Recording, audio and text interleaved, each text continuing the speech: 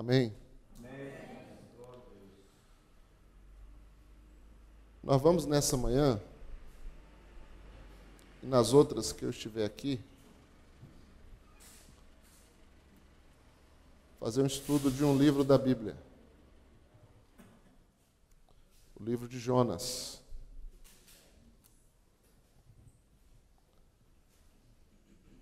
E a semelhança do livro de Daniel que nós estudamos, nós vamos estudar o livro de Jonas sistematicamente, capítulo por capítulo.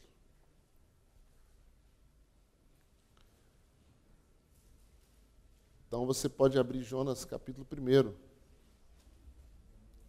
Jonas capítulo 1, versículo 1 e o versículo 2. A igreja pode se colocar em pé. E nós vamos ler. Diz assim: Veio a palavra do Senhor a Jonas, filho de Emitai, dizendo: Dispõe-te, vai à grande cidade de Nínive e clama contra ela, porque a sua malícia subiu até mim. Senhor, nós te agradecemos por essa manhã, por cada irmão que está aqui, pelo culto de ontem à noite, que foi maravilhoso, abençoado para os casais, para as famílias. E por esse culto dessa manhã também, que será maravilhoso e abençoado, tem sido e continuará sendo em nossas vidas, poderoso e tremendo para a tua glória. E pedimos ao teu Santo Espírito que fale aos nossos corações, ó Deus, a revelação da tua palavra. Em nome de Jesus, edifica a tua igreja, para a tua glória nós oramos. Diga amém. Amém. Podeis sentar, irmãos.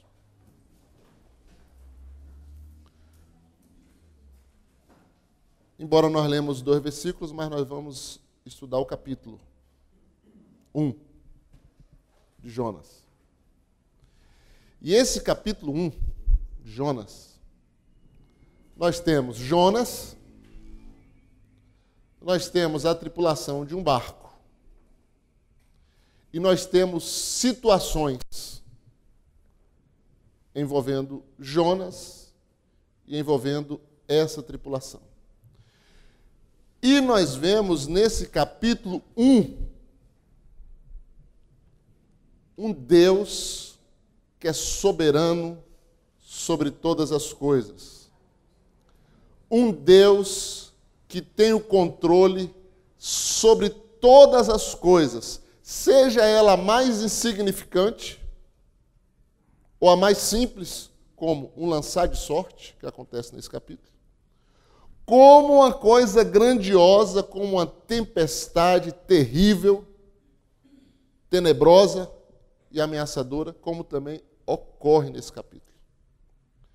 Em todas as circunstâncias, Deus está no controle. Amém? Amém.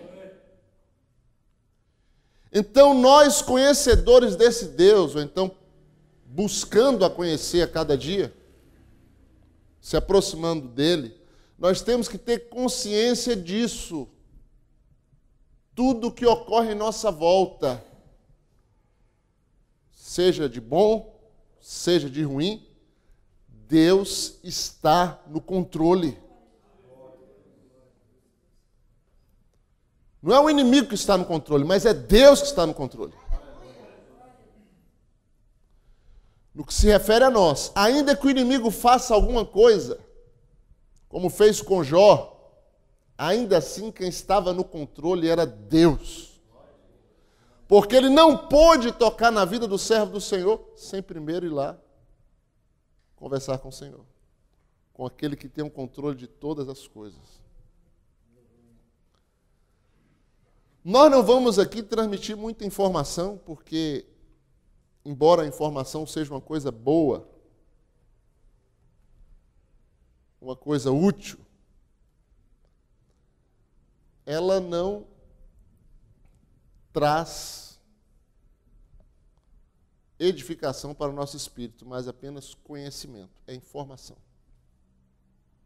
Como a data do livro, quem escreveu o livro, o período que passou e ocorreu, aquela situação, da onde veio Jonas, etc, etc. Aliás, o nome de Jonas significa pombo. Pombo.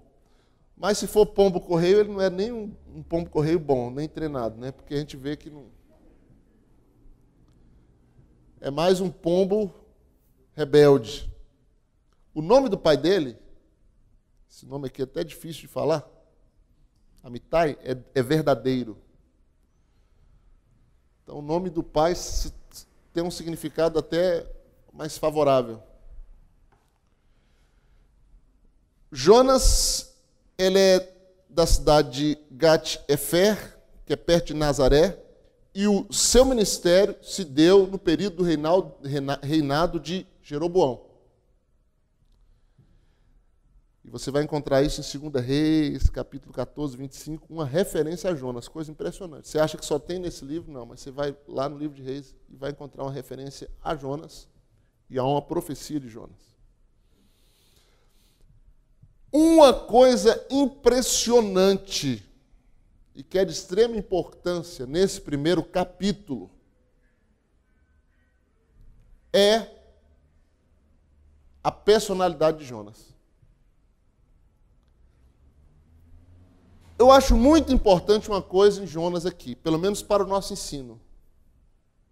Jonas, ele mostra que tipo de pessoa ele era, no capítulo 1. Uma pessoa extremamente difícil. Uma pessoa obstinada. Uma pessoa teimosa. E ela ia obstinadamente seguindo a sua teimosia, sem se preocupar com a circunstância.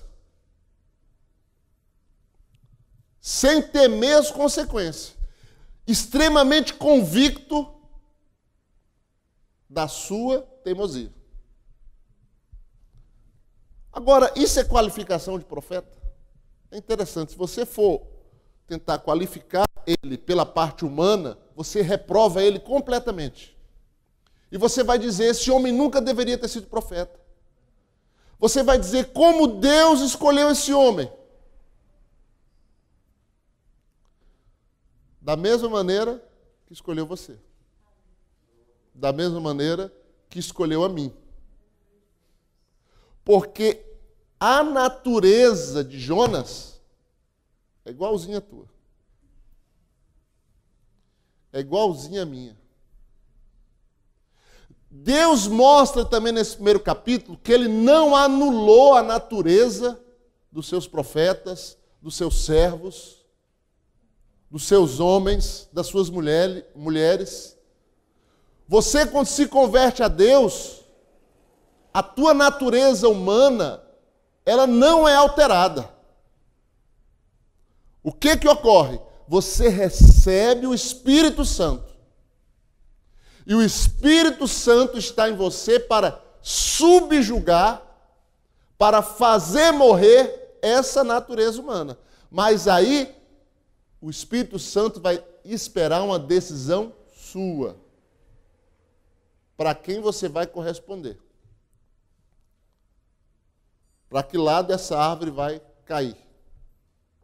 Para o lado que ela está inclinada. Né? Por isso você estaciona o carro do outro lado. Porque se vier uma coisa, aquele lado ali, ela vai...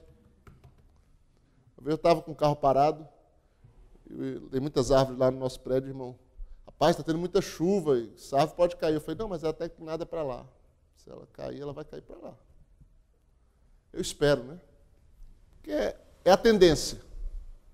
A nossa natureza vai se inclinar, o nosso espírito vai se inclinar para um dos lados. Então, e Deus sabe muito bem disso.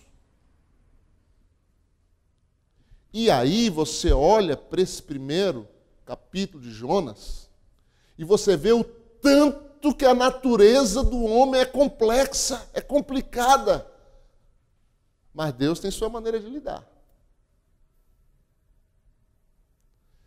E muitas vezes, se nós formos teimosos, como Jonas foi, vai doer. Vai doer. Vai haver lágrimas, vai ser sofrido, vai ter um preço muito alto, mas tudo concorrerá para o nosso bem. Porque aquela nossa natureza humana, do jeito que ela está se portando, e você dando vazão a ela está nos levando para o inferno.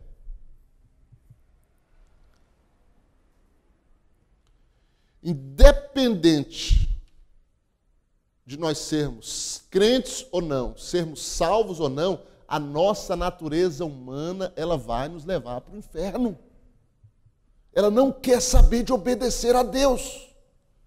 Ela não quer saber de fazer a vontade de Deus.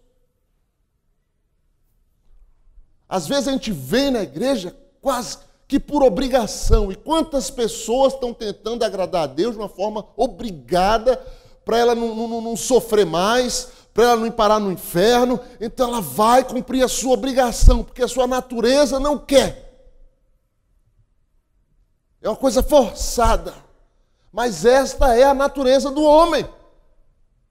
E sem o Espírito Santo ele está perdido, ele nunca vai conseguir agradar a Deus, ele nunca vai conseguir fazer a vontade de Deus, ele nunca vai conseguir cumprir o propósito de Deus.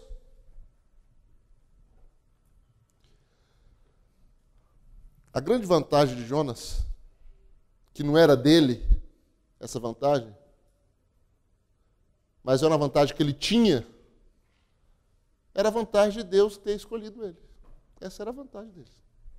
Porque se não fosse isso, Deus falava assim, deixa esse obstinado fazer o que ele quer e deixa ele se enforcar com a própria corda que ele está igual a vaca, né? Ele está se embaraçando nela. Deus simplesmente deixaria Jonas ir.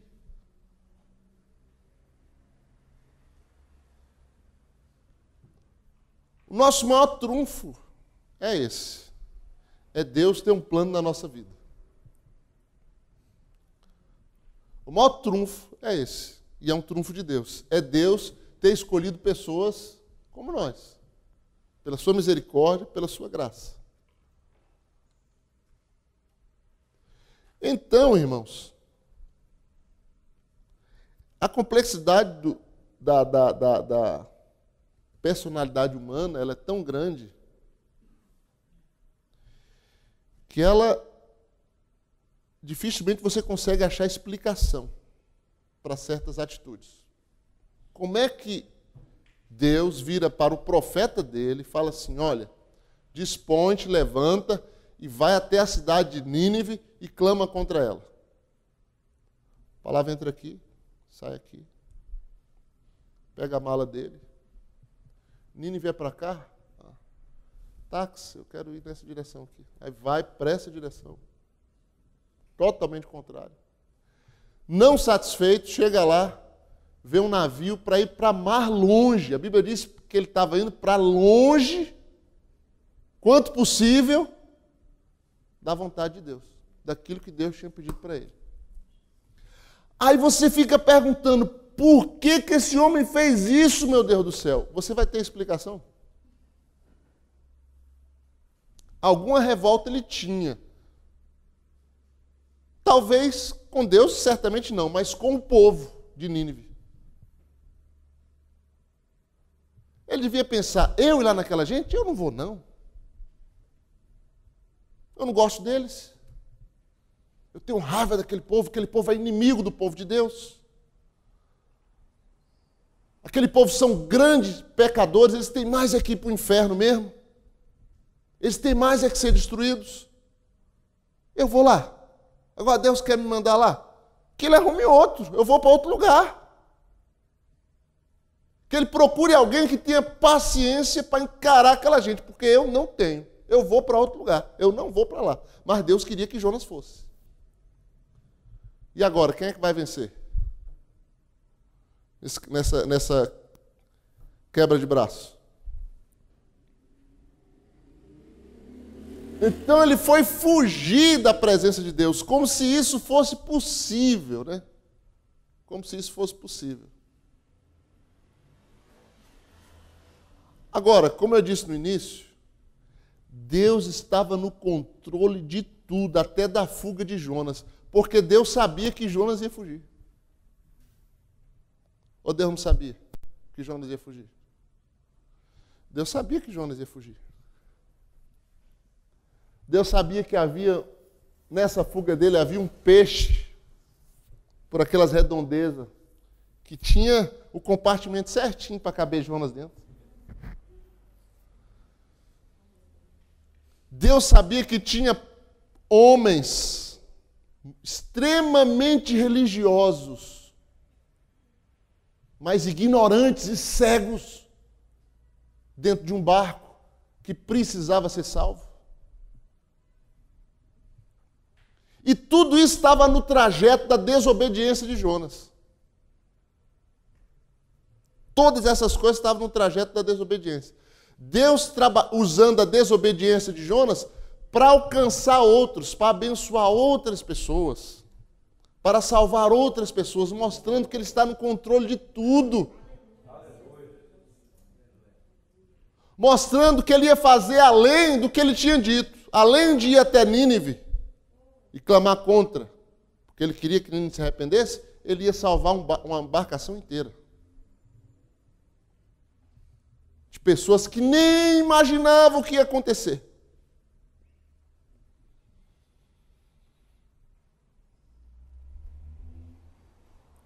Então Jonas não era uma pessoa nada fácil. Quando nós nos submetemos à vontade de Deus, essa natureza humana nossa, que não é nada fácil, ela vai sendo dominada, igual se domina um animal selvagem, igual se domina um cavalo. É exatamente isso. E no Salmo 32 ele ainda diz, olha, eu tive que pôr freios em vocês como se põe nos cavalos, como se põe nas bestas. Essa é a natureza do homem. Então, quando a gente está sujeito a Deus, essa natureza humana vai sendo dominada. Então, ela vai dando menos trabalho para Deus e para nós. Mas quando a gente desobedece, como fez Jonas, acontece o efeito contrário. A natureza humana, o que tem de ruim, aflora e se torna pior.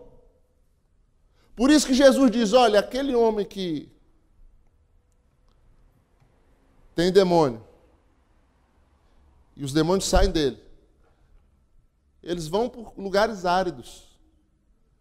E aquela casa fica vazia. Se ela não for preenchida, por Deus, pelo Espírito, ela fica vazia. Passando algum tempo, eles dizem assim, vamos voltar para aquela nossa casa antiga, para aquele lugar lá que a gente estava, fazendo aquelas destruições todas naquela vida, vamos voltar para lá. Aí ele volta. E achando ela vazia, ele não volta sozinho, ele traz mais 7, Jesus disse. E o estado daquele homem se torna pior do que o primeiro. Quantas pessoas eu tenho visto que estão na palavra de Deus, nosso convívio mesmo aqui, estão dentro de uma doutrina extremamente bíblica, ouvindo a palavra revelada por Deus para os seus corações, e as pessoas se cansam até disso, até daquilo que é bom, e resolvem vou procurar um caminho mais fácil, uma forma mais fácil, tem tanta igreja diferente, vamos para lá.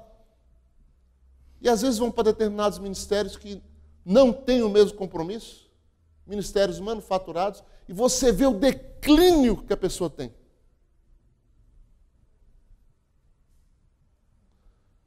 Você vê o prejuízo que a pessoa tem com aquilo. São coisas que chegam e que você vê, que você constata, que você se assusta até. Você não pensa que chegaria tanto. Mas chega. Por quê? Porque a natureza humana, quando ela não é controlada por Deus, e quando você deixa ela falar mais alto, e você desobedece a Deus, como Jonas fez ali, sabendo que não era para fazer, e faz, a natureza ela se aflora e o seu estado se torna pior. Jonas, ele não só desobedeceu a Deus, saiu da vontade de Deus, que ele começou a entrar, ele perdeu, parece que até o amor pela vida.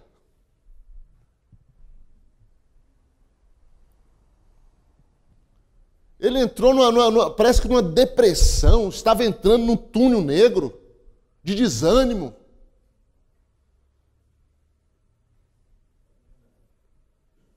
Os homens do barco se assustam com Jonas, com o profeta.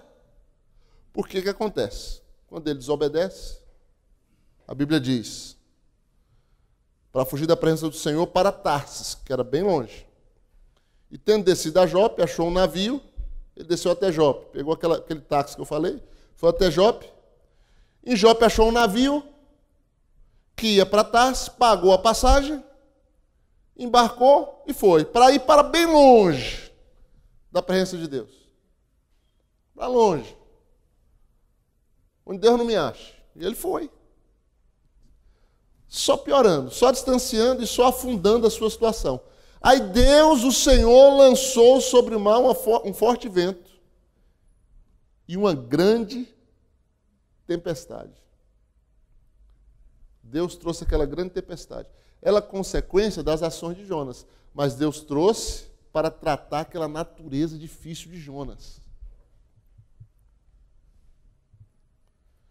E aquela tempestade se levantou. E o que aqueles homens do barco tinham a ver com isso, gente? A Bíblia diz que eles estavam para perecer, o barco estava para afundar, eles lançavam as coisas fora para o barco não afundar, e todos eles, porque nessa hora, tendo religião ou não tendo, vamos invocar a Deus, vamos invocar alguém, vamos clamar aqui, para ver se alguma coisa acontece e nos livra disso. Todo mundo se torna religioso, o ateu esquece que é ateu, e todo mundo começa a clamar por Deus, porque vê a morte na sua frente. Aí ele lembra, né? Eu estou me aproximando dos 50. Tem gente aqui que já passou. Né, irmão?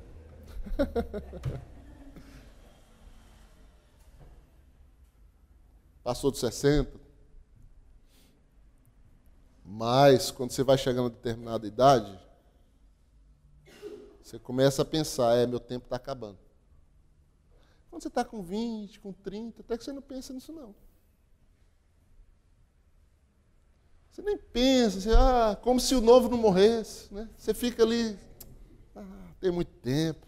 É igual aquele jovem lá do pai rico. Não, eu vou gastar minha vida, me dá aí minha herança. Eu tenho muito tempo. Não existe isso, né? Você só vai pensar nisso quando você começa a chegar a uma certa idade. Aí você vê que as suas vistas começou a falhar um pouco. Uma dor surgiu aqui, outra ali, que não tinha antes. E tal, outras dificuldades que vão aparecendo e você vê, o corpo está me dizendo, com isso, que meus dias estão acabando. O corpo está me avisando. Dentro do processo natural, né? Que está acabando. Mas quando o homem enfrenta mesmo, aí pronto. Pelo menos nessas horas ele devia falar assim, poxa, eu vou buscar Deus agora, né? Mas tem aqueles que assim fazem. E mesmo na última hora ainda não fazem.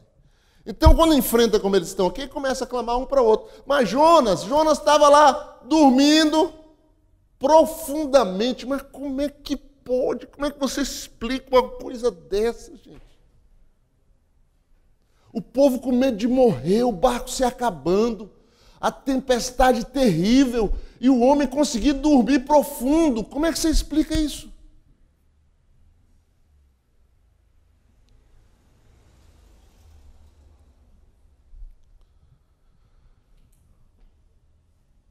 Jonas, ele tinha consciência que ele estava em desobediência.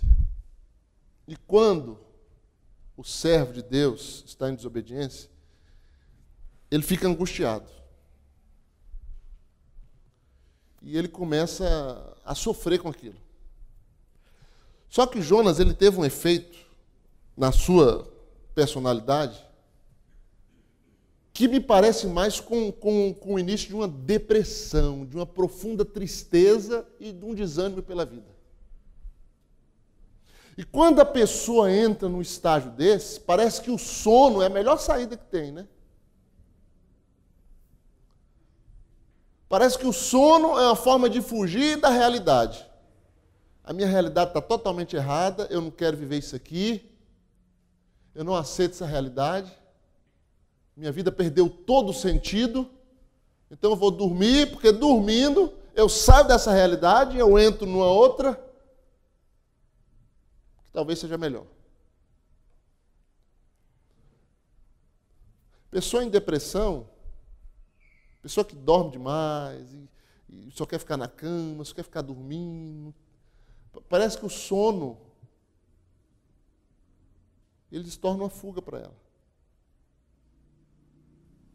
Uma vez eu vi um estudante de teologia falar uma besteira das maiores, né? Porque falar que Jonas entrou em depressão, até aceito. Que Elias também, quando dormiu ali, fugindo de Jezabel, até aceito, que ele estava entrando. Não digo que estava deprimido, mas que estava entrando. Porque depressão é um processo longo. E ninguém entra em depressão, tá hoje aqui, à noite, estou deprimido, e acaba. Não, não é assim.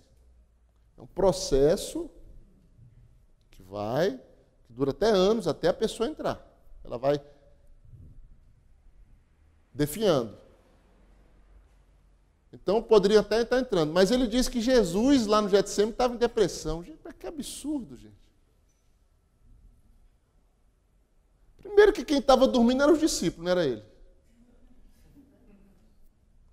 Segundo que ele estava orando, angustiado. E foi acordar o discípulo 3 vezes, falar, pelo amor de Deus, vocês não conseguem nem acordar para ir orar comigo? Quem está deprimido faz isso? Vai dar ânimo aos outros? Vai levantar os outros para... Então, resumindo, veio falar essa coisa que eu falei, pelo amor de Deus. E não abriu mão do pensamento dele, não, né? Ficou nessa que Jesus estava. Mas Jonas demonstra isso, e o pessoal do barco fica assustado. O capitão do barco se assusta quando encontra aquele homem dormindo, enquanto os outros lá estavam suando naquela tempestade para tentar salvar a vida deles. E o barco está lá, o bonito, dormindo. E quando o capitão o encontra, não acredita, fala, mas o que é isso? O que passa contigo, homem? No versículo 8, o capitão do barco, um ímpio, exortando o profeta e perguntando para ele, o que está acontecendo contigo? Que espécie de homem é você? Numa situação dessa, você dormindo, agarrado no sono, levanta e invoca o teu Deus, faz alguma coisa, pelo menos reza aí, porque ele não conhece a Deus mesmo, vai falar isso, né? Pelo menos reza aí, faz uma ladainha aí, alguma coisa, invoca o teu Deus de alguma maneira, para você ver o tanto que é complexo o ser humano, gente. Por isso, irmãos, a gente tem que estar buscando a Deus. Por isso a gente não pode jamais sair da vontade de Deus, como Jonas fez. Isso aqui está mostrando um exemplo para não ser seguido, para a gente não entrar por esse caminho, porque se entrar é exatamente isso aqui que acontece. A tua vida perde sentido. Então nós não podemos jamais abrir mão da vontade de Deus para nós. Porque ela é melhor, ela é perfeita, ainda que seja difícil. Ainda que no começo você não compreenda, você não entenda. Mas ela é a melhor. E nós devemos abraçar a vontade de Deus a qualquer custo, a qualquer preço. E eu tenho certeza, irmãos, caminhar com Deus não é difícil assim. É difícil caminhar com o diabo, caminhar com o mundo, mas com Deus não é. Porque Deus dá graça, porque Deus é amor. Deus é alegria, Deus é paz. Deus é regozijo, Deus é força. Aleluia. Você não encontra isso em lugar nenhum. Então você enfrenta os problemas, porque eles não desaparecem, eles continuam ali. E você enfrenta para teu Deus ser glorificado, para a tua vida ser fortalecida, para você crescer. Aleluia. Então você vê aqui, ó, onde é que o homem chega? E aí, eles fazem aqui nesse versículo 7 essa questão de lançar sorte, que aparece no Velho Testamento isso, aparece até na escolha de Matias. Você vê que era uma cultura antiga, que não se vê mais, que estava no meio do povo judeu, e que nós não sabemos como é que era isso, esse lançamento de sorte. Se era uma pedrinha na mão, quem tirasse a pedrinha, não sei o quê. A gente não sabe. Mas era algo mais ou menos assim. E nesse lançamento de sorte aqui, Deus estava no controle também. Não importa. Lançaram lá, caiu sobre quem? Sobre Jonas.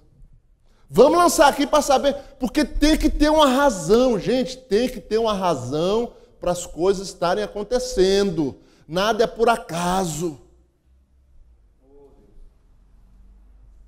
Não é por acaso não, tem uma razão.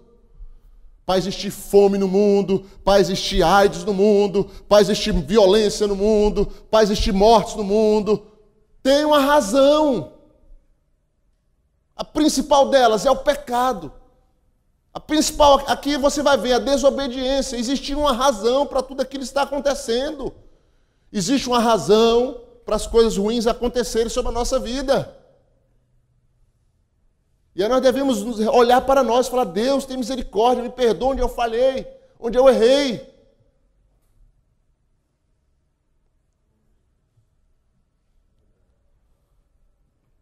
Nada, esse negócio de acaso, coincidência.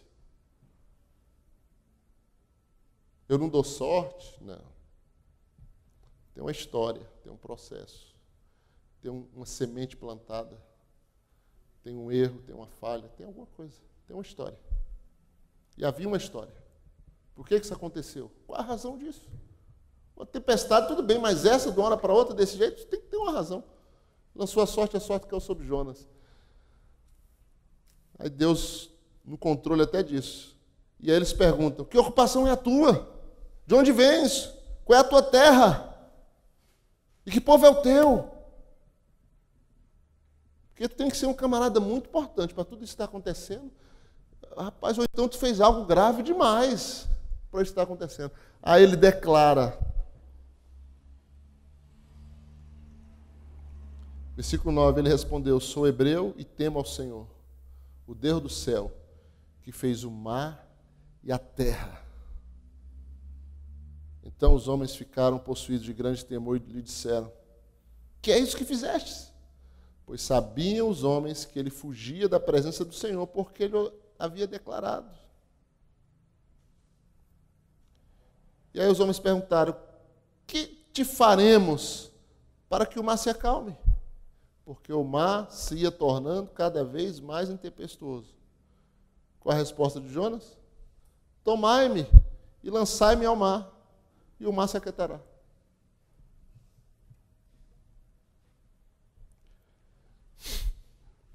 Coragem, né? Falar isso. Ele sabia que o problema era ele. Ele tinha consciência.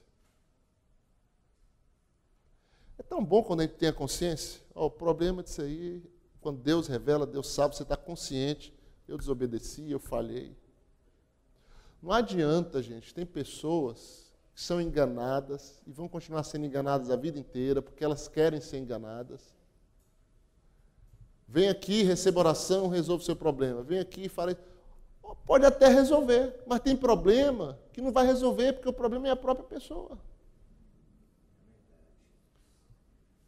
O problema a pessoa tem que se arrepender, consertar algo na vida dela, fazer algo. Que se ela não fizer, não vai resolver. Não tem oração que resolva, não tem óleo na cabeça que resolva, não tem nada que resolva. Eles podiam clamar a noite inteira aqui. E Jonas podia entrar no clamor também. Não ia resolver. Só ia resolver se Jonas saísse daquele barco e caísse no mar. Porque era isso que Deus queria. E Jonas, ele fala isso também. Me lança no mar que resolve tudo. Mas um mar daquele jeito, lançasse um ser humano naquele mar daquele jeito, ele não sobreviveria 3 minutos, porque ele ia beber logo água, aquelas águas bravias ali, ia entrar água pelo nariz, pelo ouvido, por tudo, e ele logo ia se afogar, em 2 minutos ele estava afogado. Normalmente falando. Mas Jonas sabia, olha, a minha vida, por mais desobediente que eu fui, por mais errado que eu fui, o que ele era? Eu sou hebreu e temo ao Senhor, o Deus do céu, que fez a terra e o mar. Eu temo ao Senhor, minha vida está na mão do Senhor, pertence ao Senhor. Por mais errado que eu fui, eu estou em desobediência agora, mas eu sei a quem eu sirvo, eu sei o Deus que eu sirvo, o Deus de Israel. Eu sei como resolver esse problema e eu sei que, mesmo eu lançando no mar, olha, o Deus que eu sirvo, Ele controla esse mar e controla todas as coisas. Mesmo eu cair no mar, não importa se eu vou morrer, se eu não vou morrer. Deus é poderoso para que eu não morra, eu caio nesse mar. E Deus também é poderoso para me levar, me tragar e acabar com tudo.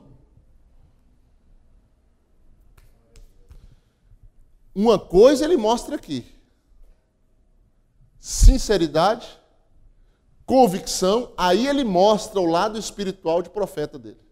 Sinceridade, convicção, fé. Com essas palavras ele mostra isso.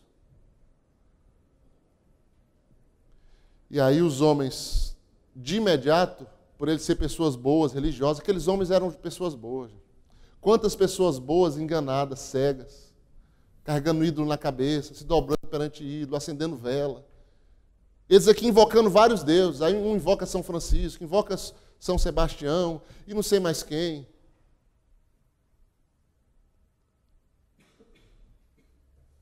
Para eles não é suficiente, tem que invocar uma meia dúzia pelo menos. Eles estavam ali desse jeito, por ignorância, mas eram pessoas boas. E eles não quiseram jogar Jonas de imediato. Eles, como é que nós vamos jogar esse homem no mar? A gente vai matar uma pessoa, a gente já está sofrendo aqui tudo e vamos matar um homem agora. Aí o negócio, que sabe o que aconteceu? Quando eles hesitaram, a tempestade piorou mais ainda. Aí eles fizeram uma oração. Eles fizeram uma oração aqui, que é uma coisa linda. Então clamaram ao Senhor e disseram: Ah, Senhor, rogamos que não pereçamos por causa da vida deste homem. E não faça cair sobre nós este sangue, quanto a nós, inocente, porque esses homens eram em relação a isso. Porque tu, Senhor, fizeste como te aprouve. Olha que tremenda a oração deles. E levantaram a Jonas e o lançaram no mar e cessou o mar da sua fúria. Pegaram, depois que oraram, falou: agora não é bom? Você ora, encomenda a Deus e pronto, é. Acabou, é. Agora está com Deus. Não tem outro jeito. É igual um filho quando sai de casa, né? Não, já estou grande, vou embora. Você fala para não ir, fala para não ir. Aí quer ir, você ora, encomenda a Deus, agora vai, ué. O que eu vou fazer?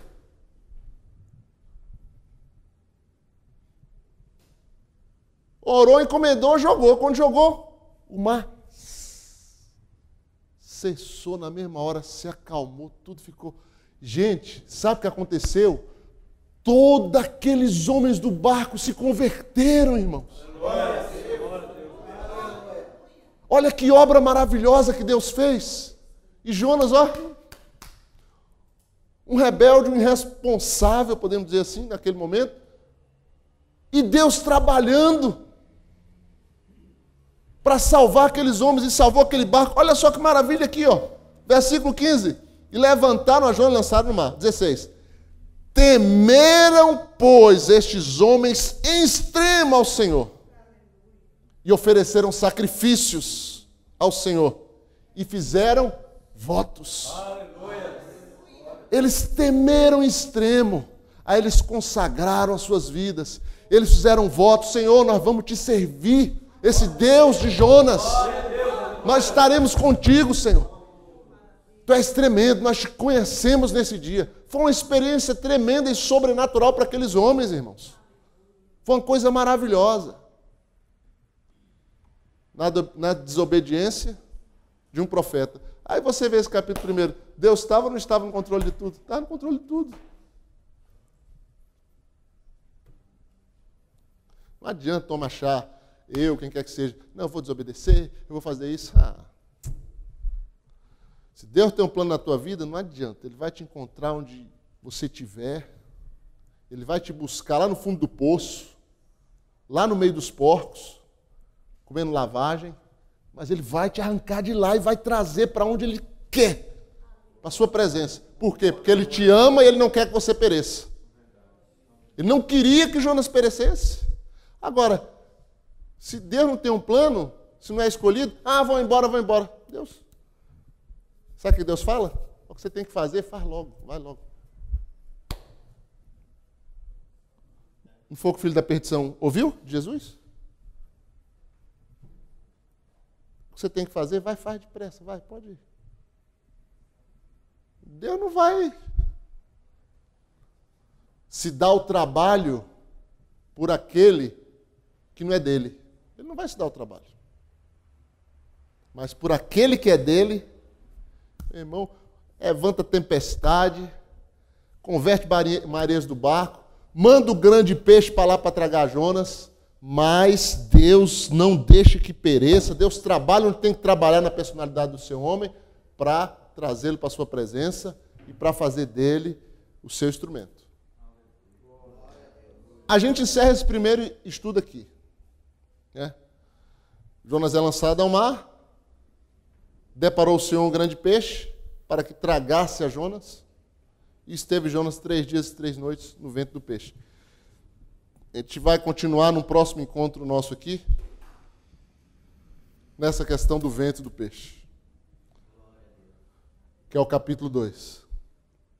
E aqui a gente encerra, irmãos. Olha, vendo o quanto que Deus é tremendo e poderoso para lidar com as nossas vidas, para tratar nos detalhes que envolvem a nossa vida, para moldar o nosso caráter. Jonas passou por coisas que não precisava passar, se ele obedecesse. Mas como ele não era uma pessoa fácil, como nós também não somos, a tribulação de Jonas foi à altura da sua desobediência. Muito amargo o que ele passou. Ele esteve como morto ali, esses 3 dias e 3 noites.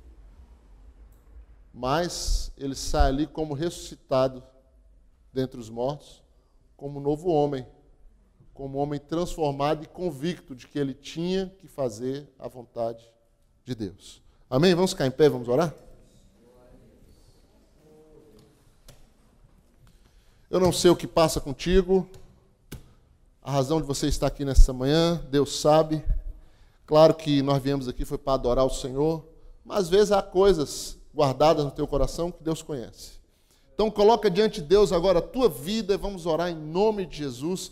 Pai, nós te agradecemos por esta manhã, nós te agradecemos pela tua palavra, nós te agradecemos por cada irmão que aqui está. Nós pedimos, Senhor, encontra as suas vidas, encontra as suas necessidades, encontra as suas aflições. Senhor, trabalha, mostra o teu sobrenatural, mostra o teu agir nos detalhes da vida de cada um e opera o teu grande milagre, em nome do Senhor Jesus, para a tua glória, Senhor. Ó Deus Todo-Poderoso, toda obra maligna eu cancelo agora nas vidas, em nome do Senhor Jesus. Que eles possam ter certeza que o Senhor está no controle, que o Senhor é maior do que aquele que vem contra eles, que o Senhor é poderoso, a sua força, a sua fortaleza, e que nesse dia Ele concede vitória, fé, coragem, em nome de Jesus Cristo, para crer no Deus que pode todas as coisas. Oh, em nome de Jesus, seja abençoada, seja alcançada a tua vida,